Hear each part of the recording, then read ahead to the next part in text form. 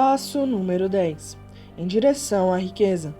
Mistério da transmutação sexual.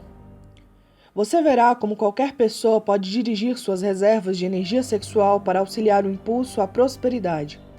Compreenderá como as mulheres ajudam os homens a terem sucesso e como aproveitar integralmente essa antiga verdade. O significado da palavra transmutar, em linguagem simples, é mudar, ou transformar um elemento, ou forma de energia em outra. A emoção sexual causa um estado de espírito. Por ignorância do assunto, esse estado de espírito é geralmente associado ao estado físico, devido a influências impróprias às quais a maioria das pessoas foi sujeita ao adquirir conhecimento sobre sexo. As coisas essencialmente físicas influenciaram-lhes demais a mente. A emoção sexual traz consigo a possibilidade de 3 potenciais construtivos. Número 1. Perpetuação da espécie. Número 2. Conservação da saúde. Como agente terapêutico não tem igual. Número 3. Transformação da mediocridade em gênio, pela transmutação. Transmutação sexual é simples e facilmente explicada. Significa desviar a mente de pensamentos de expressão física para pensamentos de outra natureza. O desejo sexual é o mais poderoso dos desejos humanos. Impulsionado por esse desejo, o homem desenvolve agudeza de imaginação, coragem, força de vontade, persistência e capacidade criadora, desconhecidas noutras circunstâncias. Tão forte e estimulante é o desejo de contato sexual que as pessoas correm voluntariamente risco de vida e reputação para satisfazê-lo. Se dominada e dirigida para outros campos, essa força motivadora mantém todos os atributos de agudeza, de imaginação, coragem, etc., que poderão ser usados como poderosas forças criadoras na literatura, na arte, ou em qualquer outra profissão ou ofício, inclusive, é claro, na acumulação de riquezas. A transmutação da energia sexual exige o exercício de força de vontade. É verdade, mas a recompensa vale o esforço. O desejo de expressão sexual é inato e natural. Não deve e não pode ser subjugado ou eliminado, mas deve receber vazão através de formas de expressão que enriquecem o corpo, a mente e o espírito do homem. Se não lhes dermos essa força de vazão pela transmutação, esse desejo procurará vazão por canais puramente físicos. Pode-se represar o rio e controlar-lhe as águas duramente algum tempo, mas ele logo forçará uma saída. O mesmo vale para as emoções sexuais. Podem ser submergidas e controladas por algum tempo, mas sua própria natureza faz com que estejam sempre procurando meios de expressão. Se não forem transmutadas em esforço criador, encontrarão vazão menos digna.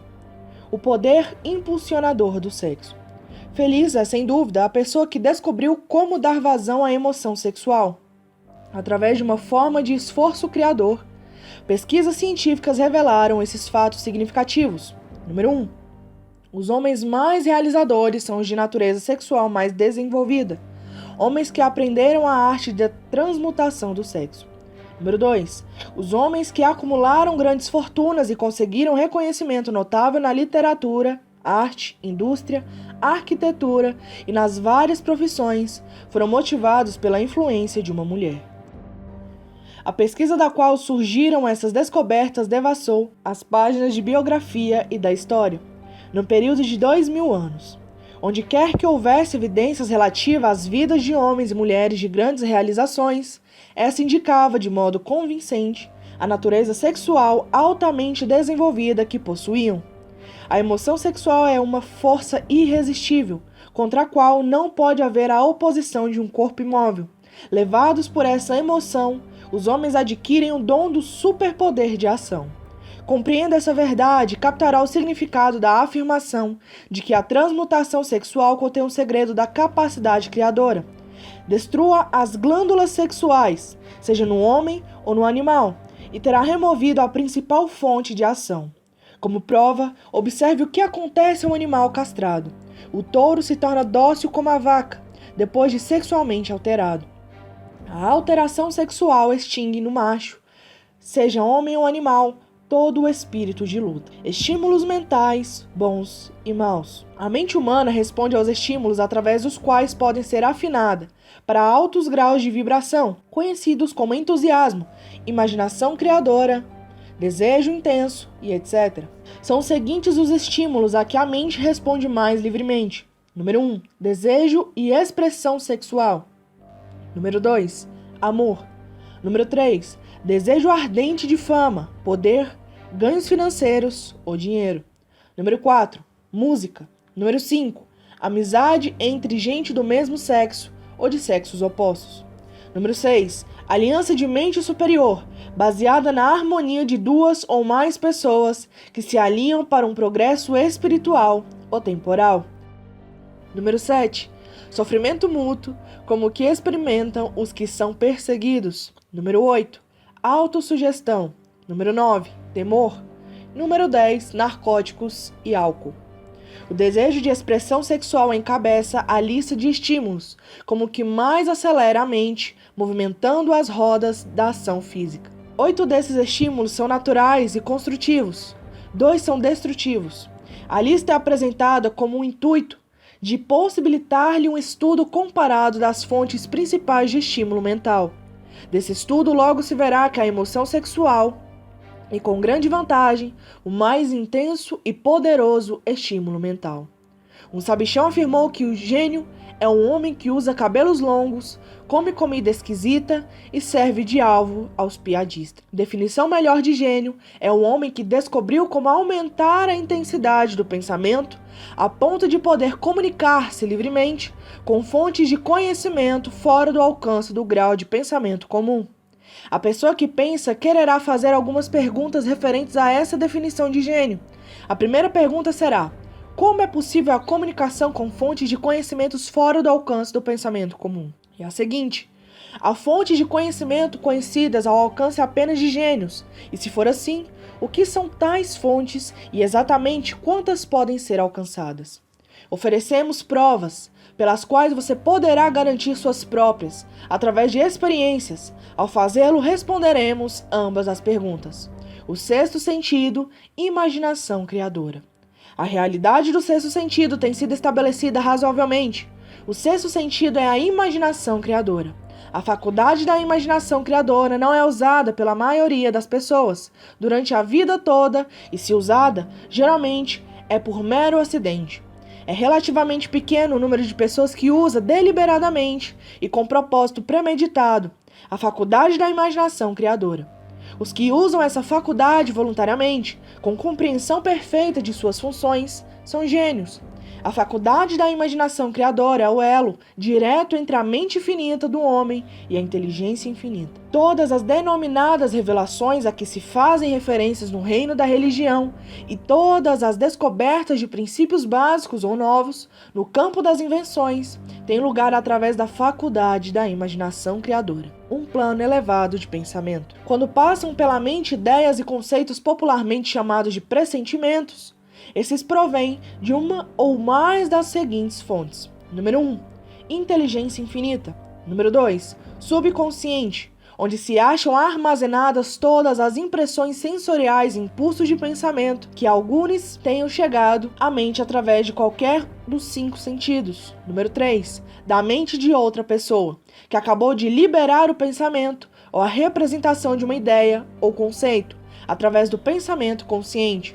Número 4, depósito subconsciente de outra pessoa. Não existem outras procedências para se receber ideias inspiradoras ou pressentimentos.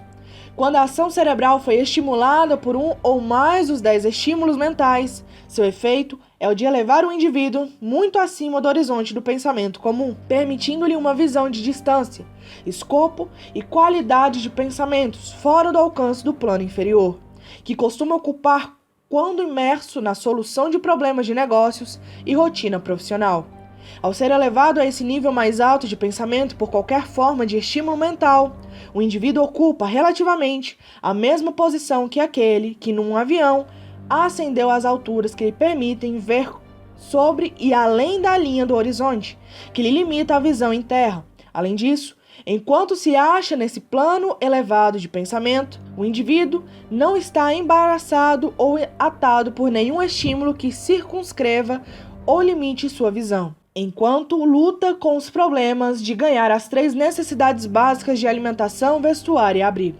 Ele se acha no mundo de pensamento, em que os pensamentos comuns dos dias rotineiros se encontram tão eficazmente afastados quanto as montanhas, os vales e as outras limitações da visão física, ao elevar-se ele num avião. No plano elevado de pensamento, a faculdade mental criadora tem absoluta liberdade de ação. O caminho está aberto para o funcionamento do sexto sentido. Torna-se receptiva a ideias que, em nenhuma outra circunstância, poderiam chegar a alcançar o indivíduo. O sexto sentido é a faculdade que marca a diferença entre gênio e o indivíduo comum. A voz interior. A faculdade criadora se torna mais alerta e receptiva aos fatores que se originam fora do subconsciente. Quanto mais essa faculdade é usada e quanto mais o indivíduo nela confia, exigindo-lhe impulsos de pensamento. Essa faculdade só pode ser cultivada e desenvolvida pelo uso. Aquilo que se conhece por consciência opera inteiramente através da faculdade do sexto sentido. Grandes artistas, escritores, músicos e poetas se tornam grandes porque adquirem o hábito de confiar na voz suave, que lhes fala no íntimo, pela faculdade da imaginação criadora. É fato sabido, de todos que têm imaginação viva, que as melhores ideias vêm das chamadas intuições. Há um grande orador que só atinge a grandeza quando cerra os olhos e começa a depender completamente da faculdade da imaginação criadora. Quando lhe perguntaram por que fechava os olhos bem antes de chegar ao clímax da oratória, respondeu: "O faço porque então falo através de ideias que me vêm de dentro." Um dos financistas americanos de maior sucesso e mais conhecido tinha o hábito de fechar os olhos durante 2 ou 3 minutos, antes de tomar uma decisão. Ao lhe indagarem por que o fazia, replicou: "Com os olhos fechados, consigo inspirar-me numa fonte de inteligência superior." Fabricando ideias. O falecido Dr. Elmer Gates, de Chevy Chase, Maryland, criou mais de 200 patentes, muitas das quais básicas, pelo processo de cultivar e usar a faculdade criadora. Seu método é tanto significativo quanto interessante para quem quiser atingir o status de gênio, a cuja categoria o Dr. Gates pertencia sem dúvida alguma. O Dr. Gates foi um dos dentistas realmente grandes, embora pouco alardeado. Em seu laboratório possuía o que chamava de sala de comunicação pessoal. Era praticamente à prova de som e arrumada de modo a poder excluir toda a luz. Quando o Dr. Gates queria usar a força que possuía através da imaginação criadora, entrava nessa sala, sentava-se à mesa, apagava as luzes e se concentrava nos fatores conhecidos da invenção, em que trabalhava, permanecendo nessa posição até que as ideias começavam a perpassar-lhe a mente, em conexão aos fatores desconhecidos da invenção. Uma ocasião, as ideias vieram tão rápidas que ele foi obrigado a escrever durante quase 3 horas. Quando os pensamentos pararam de jorrar e ele examinou suas anotações, percebeu que continham descrição minuciosa de princípios sem paralelo entre os dados do mundo científico. Além disso, a resposta ao problema estava inteligentemente representada nas notas.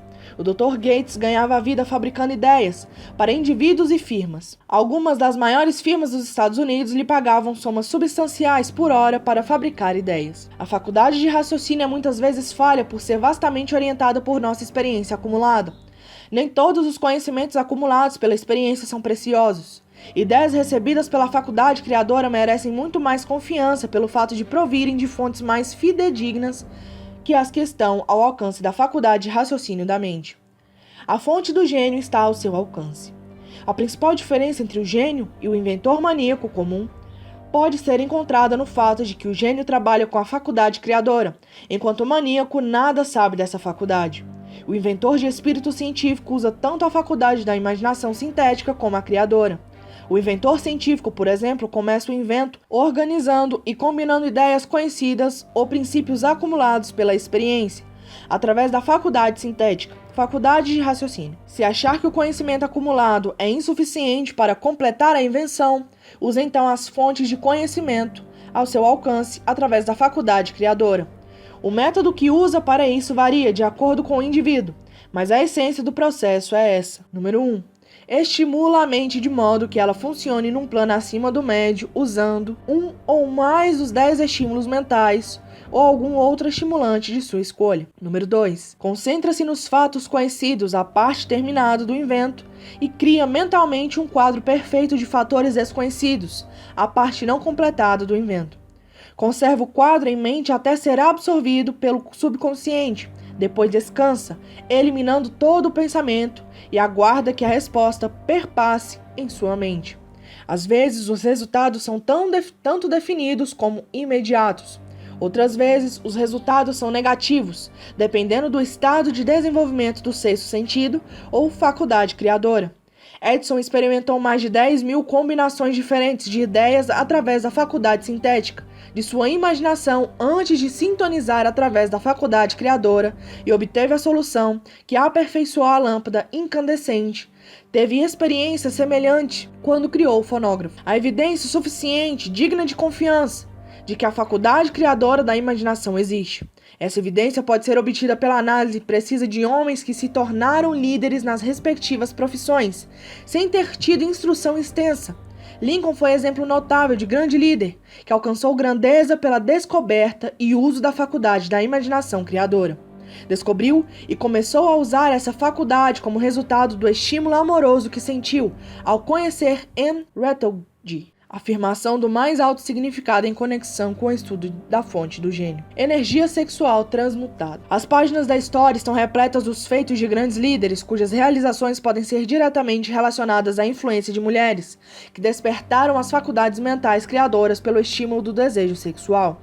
Napoleão Bonaparte foi um deles. Quando inspirado por Josefina, sua primeira mulher, ele era irresistível e invencível. Quando o bom senso ou a faculdade de raciocínio induziram a pôr Josefina de lado, começou o declínio. A derrota e a ilha de Santa Helena não estavam muito distantes. Se o permitisse o bom gosto, poderíamos mencionar facilmente dezenas de homens, conhecidos pelo povo americano, que alcançaram grandes alturas em matéria de realizações, sob a influência estimulante das esposas, destruindo-se quando o dinheiro e poder lhe subiam à cabeça e abandonavam a antiga esposa por uma nova. Napoleão não foi o único homem a descobrir que a influência sexual de fonte certa é mais poderosa que qualquer substituto de conveniência que possa ser criado pela simples razão. A mente humana responde ao estímulo. Entre os maiores e os mais poderosos estímulos está o impulso sexual. Quando dominada e transmutada, essa força arrasadora é capaz de elevar os homens à esfera mais alta do pensamento, que lhes possibilita vencer as fontes de preocupações e aborrecimentos triviais, que lhes cobrem o caminho no plano inferior. Com o propósito de refrescar a memória em relação aos fatos conhecidos através das biografias de certos homens, apresentamos aqui os nomes de homens de realizações notáveis, todos eles de natureza sexual desenvolvida. O gênio que possuíam, sem dúvida, tinha origem na transmutação da energia sexual. George Washington, Napoleão Bonaparte, William Shakespeare, Abraham Lincoln, Ralph Waldo Emerson, Robert Burns, Thomas Jefferson, Albert Hubbard, Albert Gary, Woodrow Wilson, John Patterson, Andrew Jackson, Enrico Caruso. Seu próprio conhecimento de biografias possibilitar-lhe-á acrescentar outros à lista. Encontre, se for capaz, um único homem em toda a história da civilização que alcançou sucesso notável em qualquer profissão e que não tenha sido impulsionado por natureza sexual bem desenvolvida. Se não quiser depender de biografias de homens não mais vivos, faça um inventário do que você sabe serem de grandes realizações, procurando achar um entre eles que não seja sexualmente bem notado. Energia sexual é a energia criadora de todos os gênios. Nunca houve nem haverá jamais grande líder, construtor ou artista a quem falte a força propulsora do sexo. Certamente ninguém interpretará errado essas afirmações, entendendo que todos os sexualmente fortes sejam gênios. O homem só atinge o status de gênio quando se estimular a mente de modo a reunir as forças a seu dispor, pela faculdade criadora da imaginação. O principal entre os estímulos capazes de produzir esse avanço é a energia sexual. A simples posse da energia não é suficiente para produzir o gênio. A energia deve ser transmutada de desejo de contato físico em outra forma de desejo e ação, antes de elevar alguém à capacidade de gênio. Longe de se tornarem gênios pelo grande desejo sexual, a maioria dos homens se degrada por incompreensão e uso errado dessa grande força ao status dos animais inferiores. Perde-se muita energia sexual. Descobri pela análise de mais de 25.000 pessoas que os homens que alcançam sucesso de maneira notável raramente o conseguem antes dos 40 anos e com mais frequência só acertam o passo verdadeiramente depois de passarem dos 50. Esse fato causou tanto assombro que me induziu ao seu estudo, com o maior cuidado. O estudo revelou o fato de que a razão principal do sucesso dos homens não começar antes dos 45 anos é a tendência que manifestam em dissipar as energias por excessos na expressão física da emoção sexual. A maioria dos homens nunca aprende que o impulso sexual tem outras possibilidades que transcendem muito, em importância, o da simples expressão física. A maioria dos que fazem tal descoberta, fazem-no depois de ter perdido muitos anos, no período em que a energia sexual está no auge, antes da idade de 45 a 50. A isso se seguem, geralmente, realizações dignas de nota. As vidas de homens até os 40 anos, e às vezes, bem além disso, refletem a contínua dissipação de energias que poderiam ter sido canalizadas com muito mais proveito em outros setores. As emoções melhores e mais poderosas são impensadamente dissipadas aos 4 ventos. Desse hábito masculino nasceu a expressão dissipar-se numa vida de desatinos. O desejo de expressão sexual é, sem dúvida, a mais forte e mais compulsória das emoções humanas. Por essa mesma razão, o desejo, quando controlado e transmutado em ação, que não seja da expressão física, pode elevar até grandes realizações. A natureza fornece grandes estimulantes. Não faltam à história exemplos de homens que atingiram o status de gênio como resultado dos usos de estimulantes artificiais da mente, em forma de álcool e narcóticos. Edgar Allan Poe escreveu O Corvo sobre a influência do álcool, sonhando sonhos que nenhum mortal ousou sonhar antes. James Whitcomb Riley também escreveu suas melhores obras, enquanto sobre a influência do álcool. Talvez foi assim que ele viu o entremear ordenado do real e do sonho, o moinho sobre o vento e a névoa sobre a correnteza. Robert Burns escrevia melhor quando intoxicado. Pelos velhos tempos, minha querida, tomaremos ainda um gole de bondade pelos velhos tempos. Que seja lembrado, porém, quantos desses homens acabaram se destruindo no fim. A natureza preparou suas próprias poções, com as quais os homens podem, com segurança, estimular a mente, de modo a captar belos e raros pensamentos, vindos de ninguém sabe de onde. Não se encontrou jamais substituto para os estimulantes naturais. É fato conhecido dos psicólogos que existe uma íntima relação entre o desejo sexual e o impulso espiritual, fato que explica o comportamento peculiar de pessoas que participam de orgias conhecidas como despertar religioso, comum entre tipos primitivos. As emoções humanas governam o mundo e estabelecem o destino da civilização. As pessoas sofrem influências em suas ações, não da razão, mas dos sentimentos. A faculdade criadora da mente se põe em ação puramente por meio de emoções e não pela razão fria. A mais poderosa de todas as emoções humanas é a do sexo.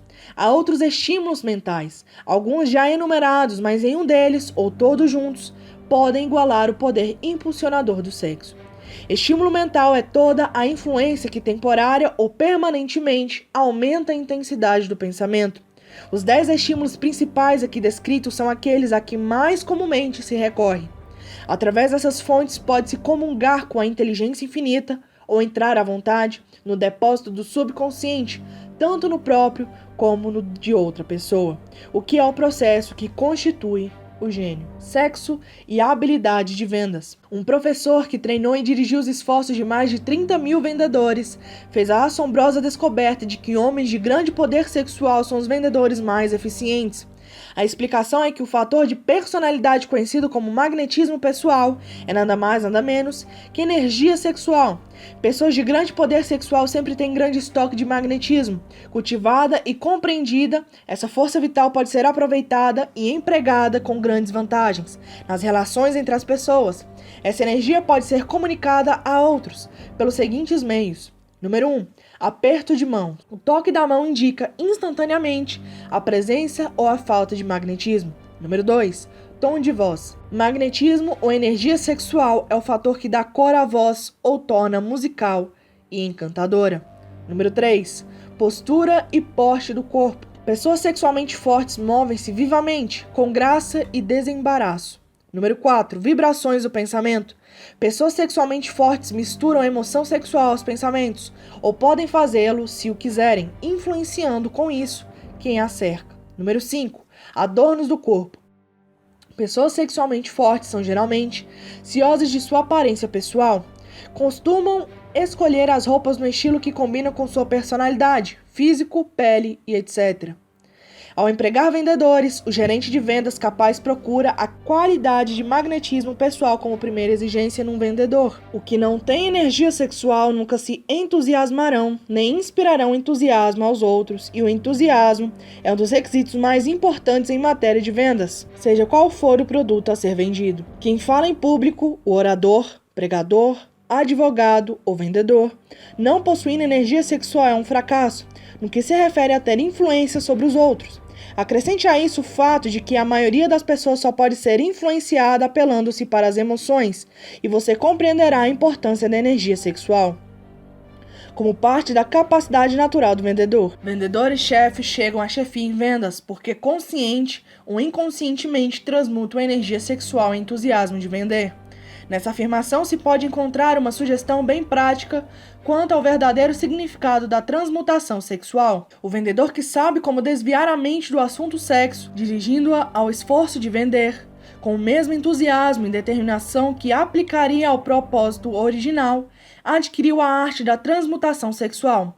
Saiba ou não, a maioria dos vendedores que transmutam a energia sexual faz sem perceber absolutamente o que estão fazendo ou como fazem. A transmutação de energia sexual exige mais força de vontade do que a pessoa média quer usar para esse fim. Os que acharem difícil reunir força de vontade suficiente para a transmutação podem gradualmente adquirir essa capacidade. Embora isso exija força de vontade, a compensação para quem o fizer será mais do que merecedora do esforço. Demasiadas crenças falsas sobre sexo. A grande maioria das pessoas parece ser imperdoavelmente ignorante acerca do que se refere ao assunto do sexo. O impulso sexual foi grosseiramente incompreendido, difamado e ridicularizado por ignorantes e perversos. Homens e mulheres abençoados, sim, abençoados, com forte índole sexual, são geralmente encarados como gente que merece ser observada. Em vez de serem abençoados, geralmente são chamados de amaldiçoados. Milhões de pessoas, mesmo nessa época de esclarecimento, sofrem de complexos de inferioridade, desenvolvidos por causa da falsa crença de que uma natureza sexualmente forte representa maldição. As afirmações sobre a virtude da energia sexual não devem ser encaradas como justificação para os libertinos. A emoção sexual só é virtude quando usada com inteligência e discernimento. Pode ser mal empregada e o é frequentemente a ponto de aviltar em vez de enriquecer tanto o corpo como o espírito. Pareceu significativa para o autor a descoberta de que praticamente todo líder a quem teme o privilégio de analisar fosse homem cujas realizações eram grandemente inspiradas por uma mulher. Em muitos casos, a mulher em questão era uma esposa modesta que não aparecia e da qual o público pouco ou nada ouvira falar.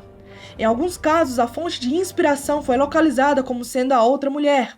Toda pessoa inteligente sabe que estímulos em excesso por bebidas alcoólicas e narcóticos são formas destrutivas de intemperança. Nem todos sabem, contudo, que excessos na expressão sexual possam tornar-se hábito tão destrutivo e prejudicial ao esforço criador quanto narcóticos e bebidas. A loucura sexual não é essencialmente diferente da loucura por tóxicos. Ambas fazem perder o controle das faculdades de raciocínio e da força de vontade. Muitos casos de hipocondria, doença imaginária, surgem de hábitos desenvolvidos por ignorância da verdadeira função do sexo. É fácil de ver que a ignorância em matéria de transmutação de sexo impõe enormes penalidades ao ignorante, por um lado, enquanto o priva de benefícios igualmente enormes por outro. A ignorância difundida em matéria de sexo deve-se ao fato de que o assunto foi cercado de mistério e negro silêncio.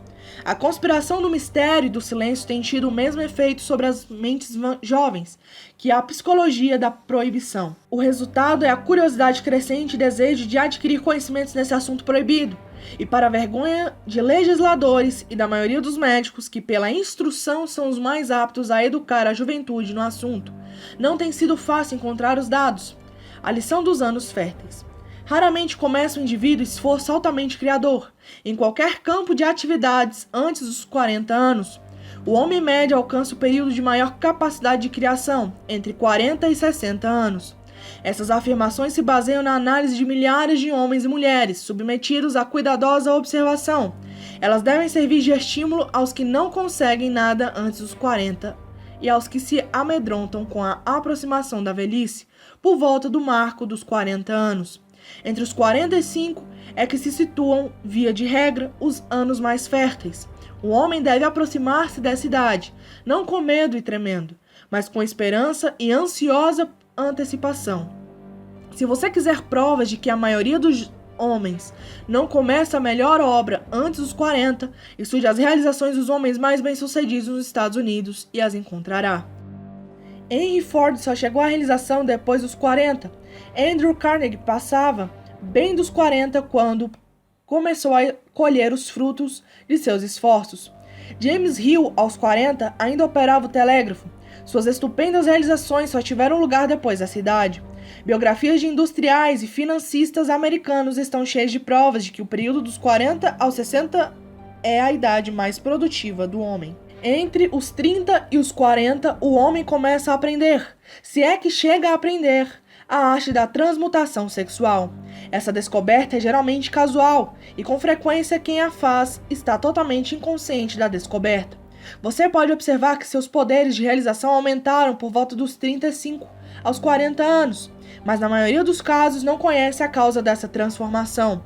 Não sabe que a natureza começa a harmonizar as emoções do amor e do sexo no indivíduo entre as idades de 30 e 40 anos, de modo que ele possa aproveitar essas grandes forças, explicando-as conjuntamente com o estímulo de ação. Somente você pode conduzir-se ao gênio. O sexo em si já é um grande impulso à ação, mas suas forças são como um ciclone, muitas vezes incontroláveis.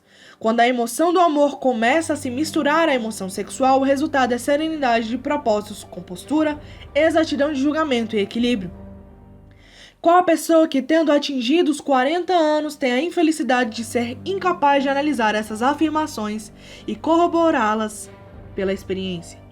Levado pelo desejo de agradar a mulher baseado apenas na emoção sexual, o homem pode ser, e o é, geralmente capaz de grandes realizações, mas suas ações podem ser desorganizadas, distorcidas e totalmente destrutivas. Levado pelo desejo de agradar a mulher baseado apenas no sexo, o homem pode furtar, enganar e até cometer homicídio.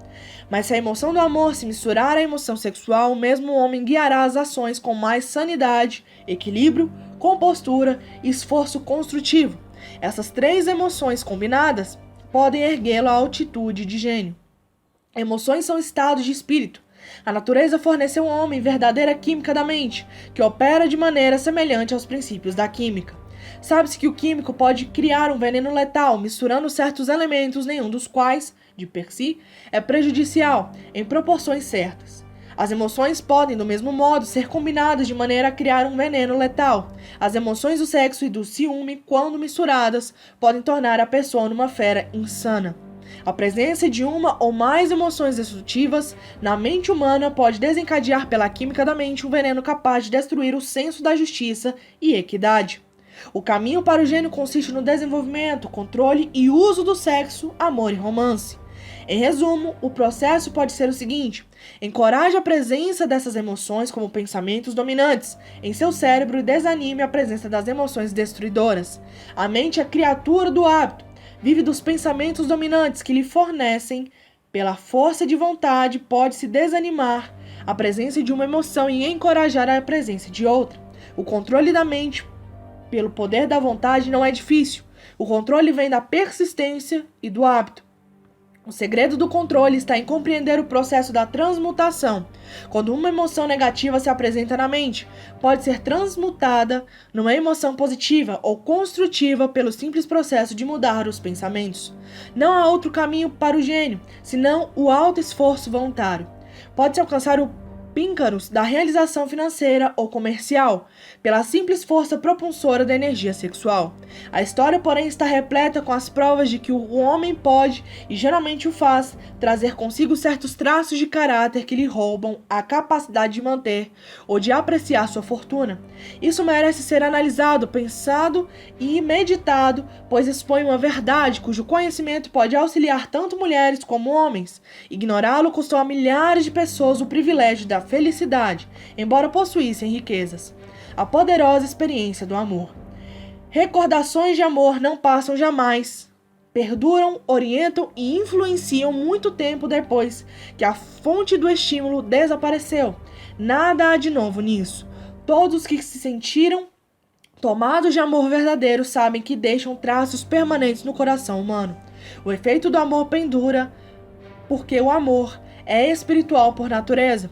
O homem que não pode ser levado a grandes alturas de realizações pelo amor está perdido, está morto, embora possa parecer vivo. Volte a seus anos passados, às vezes, e banhe a mente nas maravilhosas recordações do amor passado. Suavizará a influência de preocupações e aborrecimentos presentes. Isso lhe dará uma fonte de fuga das desagradáveis realidades da vida e talvez, quem sabe, somente lhe trará nesse refúgio temporário no mundo da fantasia ideias ou planos que podem mudar inteiramente o status financeiro ou espiritual de sua vida. Se você acha que é infeliz por ter amado e perdido o amor, ponha de lado tal pensamento. Quem amou verdadeiramente nunca perde por completo. O amor é caprichoso e temperamental. Vem quando quer e vai sem avisar. Aceite-o e goze-o enquanto dura.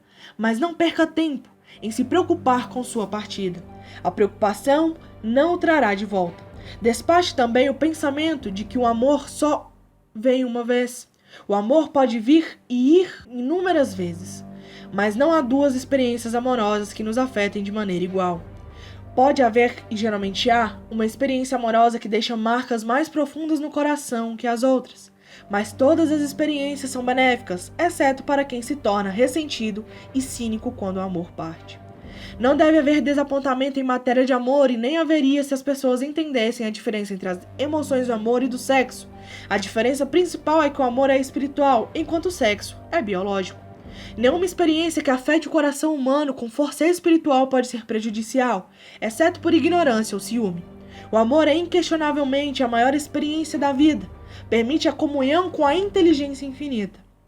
Quando misturada às emoções do romance e do sexo, pode levar bem alto na escada do esforço criador. As emoções do amor, sexo e romance são facetas do eterno triângulo do gênio realizador. O amor é uma emoção de muitas faces, matizes e cores. O tipo de amor mais intenso e ardente é o que se experimenta quando se reúnem as emoções de amor e sexo. Os casamentos que não são abençoados com a eterna afinidade do amor, bem equilibrado e proporcionado com o sexo, não podem ser felizes. E raramente perduram. Amor apenas não trará felicidade no casamento, nem só o sexo. Quando essas duas maravilhosas emoções se conjugam, o matrimônio terá um estado de espírito que é o mais espiritual a que se pode chegar neste mundo. Quando a emoção do romance se acrescenta às do amor e do sexo, removem-se os obstáculos entre a mente finita do homem e a inteligência infinita. Nasce então o gênio. Trivialidades podem arruinar o casamento. Eis uma interpretação que pode, se devidamente compreendida, trazer harmonia ao caos que existe em muitos casamentos. As desarmonias frequentemente expressas em queixumes podem ser, em geral, atribuídas à falta de conhecimentos sobre o assunto sexo, onde predominam o amor, romance e compreensão perfeita da emoção e função do sexo.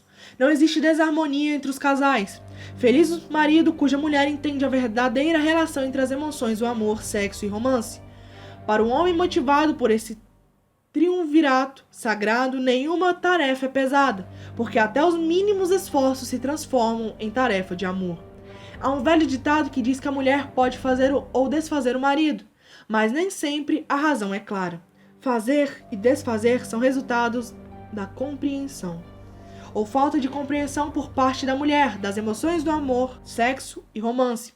Se a mulher permite que o marido perca o interesse nela e se interesse por outras mulheres, é geralmente pela ignorância ou indiferença dela em relação ao sexo, amor e romance. Essa afirmação pressupõe, é claro, que a outrora existiu amor verdadeiro entre marido e mulher. Os fatos também se aplicam ao homem que permite que desapareça o interesse da mulher nele. Casais muitas vezes brigam por múltiplas trivialidades. Se as analisarmos com precisão, a causa real dos aborrecimentos pode, com frequência, ser encontrada na indiferença ou ignorância nesses assuntos. Como as mulheres conseguem poder? A maior força motivadora do homem é o desejo de agradar a mulher. O caçador que brilhava nos tempos pré-históricos antes da aurora da civilização fazia-o pelo desejo de parecer grande aos olhos da mulher. A natureza do homem não mudou nesse aspecto. O caçador de hoje não traz para casa as peles de animais selvagens, mas demonstra o desejo de agradá-la, fornecendo-lhe belas roupas, automóveis e riqueza. O homem conserva o mesmo desejo de agradar a mulher que o caracterizava na aurora da civilização. A única coisa que mudou foi o método de agradar. Homens que acumulam grandes fortunas e atingem altos píncaros de poder e fama fazem-no principalmente para satisfazer o desejo de agradar a mulher. Tirem-lhes as mulheres da vida, e grandes fortunas seriam inúteis à maioria deles. É esse desejo inerente de agradar a mulher que dá a ela o poder de fazer ou desfazer o homem. A mulher que compreende a natureza de um homem e com tato a cultiva não deve temer a competição de outras mulheres. Homens que são gigantes de indômita força de vontade, ao lidar com outros homens, são facilmente manejados pela mulher eleita. A maioria dos homens não admite ser facilmente influenciável pela mulher que prefere, porque é da natureza do homem querer ser reconhecido como o mais forte da espécie. Além disso, a mulher inteligente reconhece esse aspecto importante e, muito sabiamente, não cria caso. Há homens que sabem estar sendo influenciados pela mulher que escolheram, esposa, namorada, mãe ou irmã, mas com muito tato se refreiam em rebelar-se contra a influência porque são suficientemente inteligentes para saber que nenhum homem é feliz ou completo sem a influência modificadora da mulher certa. Um homem que não reconhece essa verdade importante priva-se do poder que já fez mais para ajudar os homens a alcançar sucesso que todas as outras forças combinadas. Pontos a fixar. 2 fatos surpreendentes sobre a energia sexual fornecem-lhe nova visão dessa vasta fonte de poder pessoal. A energia sexual pode ser fonte de gênios, tão potentes como Thomas Edison ou Andrew Jackson. A energia sexual está nos bastidores do entusiasmo, da imaginação criadora, do desejo intenso, da persistência e de todas as qualidades que podem fazê-lo rico e feliz. Ajude-se a encontrar o elevado plano de pensamento que lhe fornecerá palpites inestimáveis. Você poderá sintonizar o depósito subconsciente de ideias de outras pessoas. O grande segredo de todo inventor de talento está agora em suas mãos, em 2 fases simples, mais espantosas. Você poderá ver que nem mesmo a razão poderá ajudá-lo tanto quanto o ajuda e orienta a energia sexual, não se lhe negando a expressão natural, usada de maneira que muitos homens só descobrem tarde demais. Nas origens de todo poder vital jazem as origens de infindável riqueza.